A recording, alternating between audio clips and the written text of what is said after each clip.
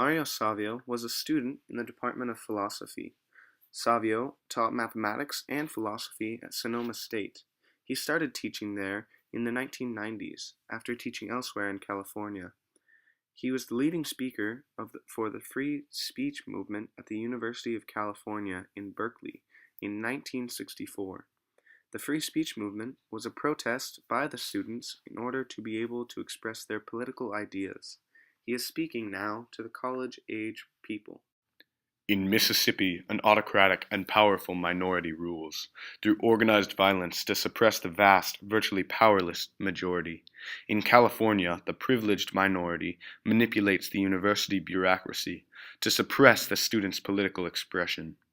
That respectable bureaucracy masks the financial plutocrats.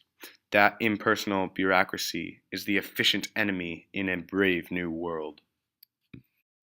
For those who are like me and didn't understand some of these political words, Webster Dictionary defines an autocrat as a person ruling with unlimited authority, or one who has undisputed influence or power. This means that their ideas are never challenged. Webster Dictionary defines a plutocrat as a country that is ruled by the richest people, a group of very rich people who have a lot of power, or a controlling class of the wealthy. And finally, a bureaucracy is defined as a large group of people who are involved in the ruling of a government, but who are not elected. Now we see that the problem going on here is the university is being run by people who no one elected and only have their power because they're wealthy. These people don't recognize other people's opinions. This is a problem because they're taking away the right of the freedom of speech and political ideas,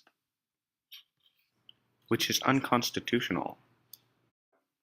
In September, to get the attention of this bureaucracy, which had issued arbitrary edicts suppressing student political expression and refusing to discuss its action, we held a sit-in on campus.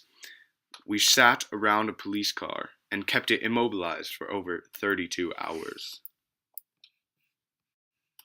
This protest was led by students who demanded their right to free speech and academic freedom. These students were so invested and devoted to this fight that they didn't care that they were arrested. They were prepared to risk everything, and many worse things could have happened. The same is true of all bureaucracies. They begin as tools, means of certain legitimate goals, and they end up feeding their own existence. The conception that bureaucrats have is that history has in fact come to an end. No events can occur now that the Second World War is over, which can change American society substantially. We proceed by standard procedures as we are. The most crucial problems facing the United States today is the problem of automation and the problem of racial injustice. Most people who will be put out of jobs by machines will not accept an end to events, this historical plateau, as the point beyond which no change can occur. Negroes will not accept an end to history here. All of us must refuse to accept history's final judgment that America here is no place in society for people whose skin are dark. This passage holds a strong representation of his use of logos and pathos. The beginning talks about bureaucracies and really ties this into the logic of how bureaucracies can be corrupted. As it goes on, it then transitions to more pathos. Savio relates this to something that people can relate to, losing one's job, perhaps. He also brings up the racial dispute and how African Americans will not accept that this fight is over. This acts as emotional appeal that if these people will not give up, then why should we?